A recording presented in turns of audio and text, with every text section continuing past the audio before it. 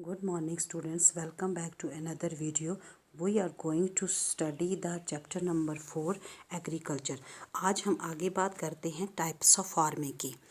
ये तो आपको पता ही है कि पूरे वर्ल्ड में काफ़ी जगह पर फार्मिंग की जाती है, लेकिन फार्मिंग डिपेंड किन किन चीज़ों पर करती है, जोग्राफिकल एरियाज़ पर, एंड इसकी जो डिमांड है वो कितनी है, साथ ही साथ labour and level of technology की, किस टाइप की टेक्नोलॉजी यूज़ की जा रही है। और लेबर की बात करें तो ये आ सकता है कि कितने स्किल्ड लेबर्स हैं।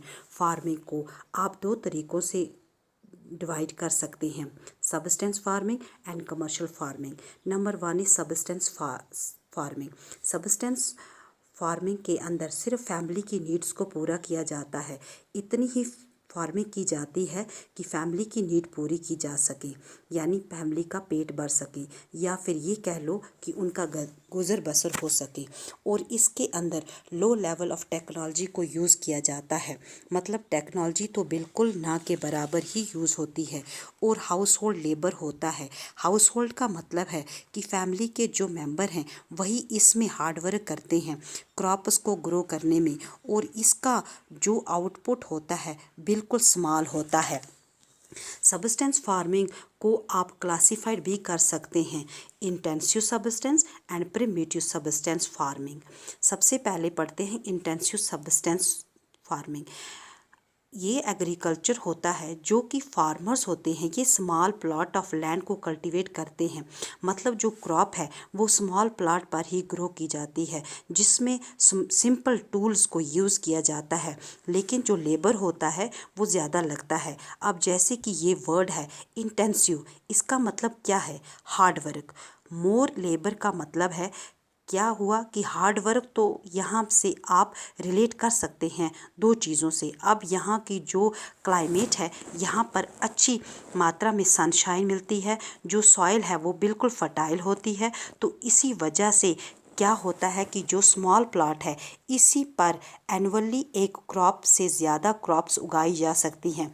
जैसे कि सपोज़ इन्होंने राइस ग्रो की, तो इसको कल्टीवेट करके नेक्स्ट टाइम इस पर इसी सेम प्लॉट पर नेक्स्ट क्रॉप ग्रो कर दी, तो राइस जो है यहाँ की मेन क्रॉप है।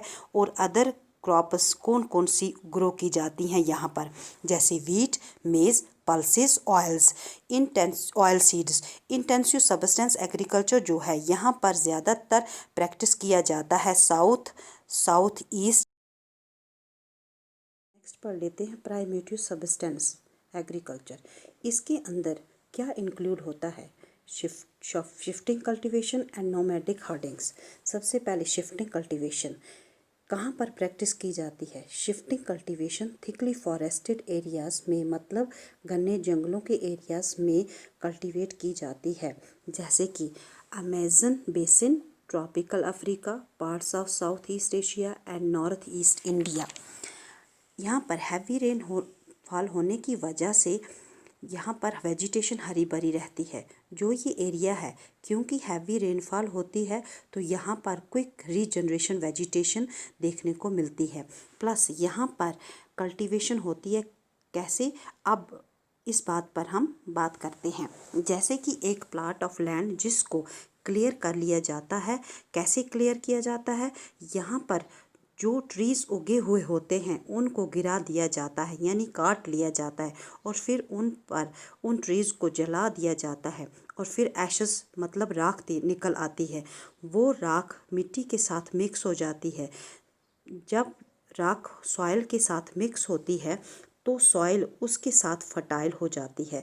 तो जब सॉइल फर्टाइल हो गई तो फिर क्रॉप्स अच्छे से ग्रो हो जाती है।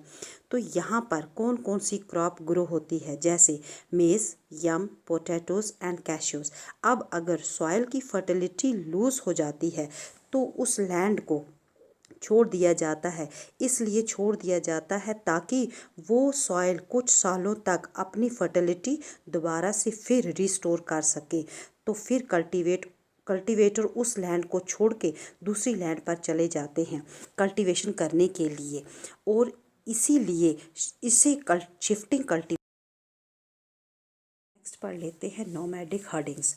नोमैडिक हर्डिंग प्रैक्टिस की जाती है सेमी एरिड या जो हाफ ड्राई रीजन्स होते हैं या फिर जो प्रॉपर ड्राई या एरिड रीजन्स होते हैं, जैसे कि सहारा, सेंट्रल एशिया और इंडिया में के कुछ पार्ट्स में, जैसे राजस्थान में और जम्मू कश्मीर में, इस टाइप की फार्मिंग में जो हर्डन मैन होते हैं ये एक जगह से दूसरी जगह मूव करते हैं अपने एनिमल्स के साथ फॉर फॉडर्स एंड वाटर, और एक डिफाइन रूट पर चलते रहते हैं।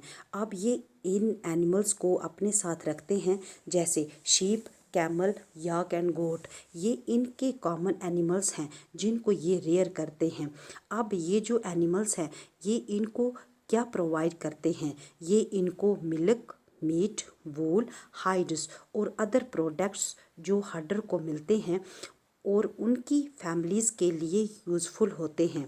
हाइड्स मतलब एनिमल्स की स्किन जिससे लेदर बनता है, ये इन प्रोडक्ट्स का इस्तेमाल भी करते हैं और ट्रेड भी करते हैं। नेक्स्ट आता है कमर्शियल फार्मिंग। कमर्शियल फार्मिंग में जो क्रॉप्स ग्रो की जाती है, जो एनिमल्स यहाँ रेयर किए जाते हैं, उनको फिर मार्केट में सेल कर दिया जाता है, और जो एरिया कल्टीवेशन के लिए रखा जाता है वो भी लार्ज होना चाहिए, और जो अमाउंट ऑफ कैपिटल यानी जो पैसा लगता है वो भी ह्यूज अमाउंट में लगता है, और यहाँ पर ज़्यादातर काम मशीन्स के थ्रू किया जाता है। दैट मीन्स टेक्नोलॉजी का यूज़ ज़्यादा होता है, मैनुअल्स वर्क कम होता है। और जो कमर्शियल फार्मिंग उसके अंदर इंक्लूड होती है उसमें है commercial grain farming, mixed farming and plantation agriculture. अब इनको हम करते हैं कमर्शियल ग्रेन फार्मिंग।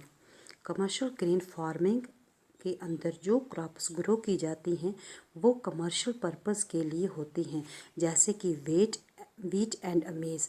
ये कॉमन कमर्शियल ग्रेन है, ये ज़्यादातर कमर्शियल पर्पस के लिए ही ग्रो की जाती है। कमर्शियल पर्पस के लिए वो एरिया है temperate grass land of north America, Europe and Asia. ये एरिया पार्सली पॉपुलेटेड होते हैं और लार्ज फार्म पर ये क्रॉप ग्रो की जाती है। ओवर 100 हेक्टर्स पर इसको स्प्रेड किया जाता है। और यहाँ पर अगर सीज़न की बात करें तो विंटर सीज़न जो है उसमें ये ग्रो की जाती है, लेकिन एक सिंगल क्रॉप को ही ग्रो किया जाता है। ऐसा नहीं है कि बहुत सारी क्रॉप्स एक ही लैंड पर ग्रो की जाती हैं, एक सिंगल क्रॉप को ही ग्रो करते हैं कमर्शियल पर्पस के लिए। अब नेक्स्ट है मिक्स्ड फार्मिंग, जो लैंड यूज़ की जाती है food fodder, crop and rearing live stock के लिए, इसलिए इसे मिक्स्ड फार्मिंग कहा जाता है। जो मिक्स्ड फार्मिंग है वो प्रैक्टिस की जाती है Europe, eastern USA, Argentina, south east Australia, New Zealand and south Africa. Thank you for watching this video.